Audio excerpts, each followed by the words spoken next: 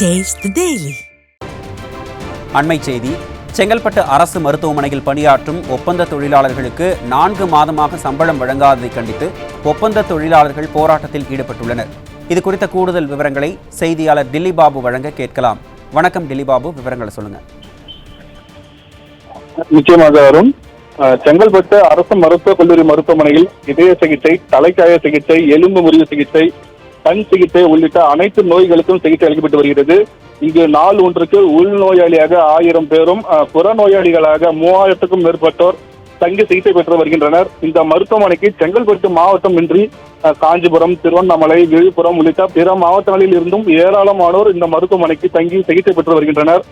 இந்த மருத்துவமனையில் தூய்மை பணிகளை மேற்கொள்வதற்கும், வார்டு பகுதியில் தேங்கியுள்ள குப்பைகளை அள்ளுவதற்கு, பராமரிப்பு பணி மேற்கொள்வதற்கும் தனியார் நிறுவனம் சார்பில் சுமார் 300க்கும் மேற்பட்டோர் பணியாளர்களாக நியமிக்கப்பட்டு வேலை செய்து வருகின்றனர். அவர்களுக்கு மாதந்தோறும் 10,600 ரூபாய் சம்பளம் வழங்கப்பட்டு வருகிறது.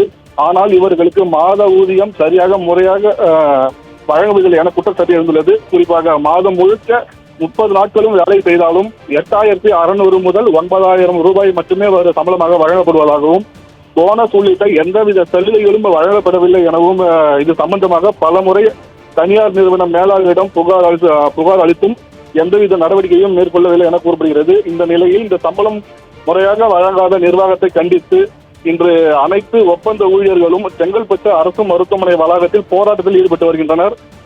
இதனால் அரசு மருத்துவமனை வளாகத்தில் பிற நோயாளிகள் செல்ல முடியாத நிலை ஏற்பட்டுள்ளது. தகவல் அறிந்து சம்பவ இடத்திற்கு வந்த மேலாளர் ஒப்பந்த ஊழியர்களிடம் பேச்சுவார்த்தையில் ஈடுபட்டு வருகின்றனர். அப்பொழுது அவர்கள் கூறுகையில், எங்களுக்கு கடந்த 4 மாதங்களாக சரிவர ஊதியம் வழங்கவில்லை. இதை கேட்டால் உங்களில் பலருக்கு வயதாகிவிட்டதாகவும், சரிவர வேலைக்கு வரவில்லை, வேலை செய்வதில்லை என பல காரணங்களை கூறி பலரை நிர்வாகம் நிறுத்தி விடுவதாகவும், இதனால் தங்களுக்கு மன உளைச்சல் ஏற்படுகின்றது எனவும் கூறி உடனடியாக சம்பளத்தை வழங்க வேண்டும் என கோரிக்கையை வைத்துள்ளனர். இதனையடுத்து தனியார் நிறுவன மேலாளர் விரைந்து வந்து தற்போது சம்பள பாக்கியை உடனடியாக வழங்குவதாகவும் கூறி பேச்சுவார்த்தையில் ஈடுபட்டு வருகின்றனர்.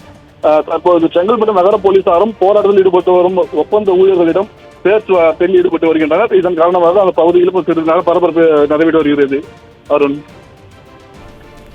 விவரங்களை வழங்கியமைக்கு நன்றி டில்லி பாபு.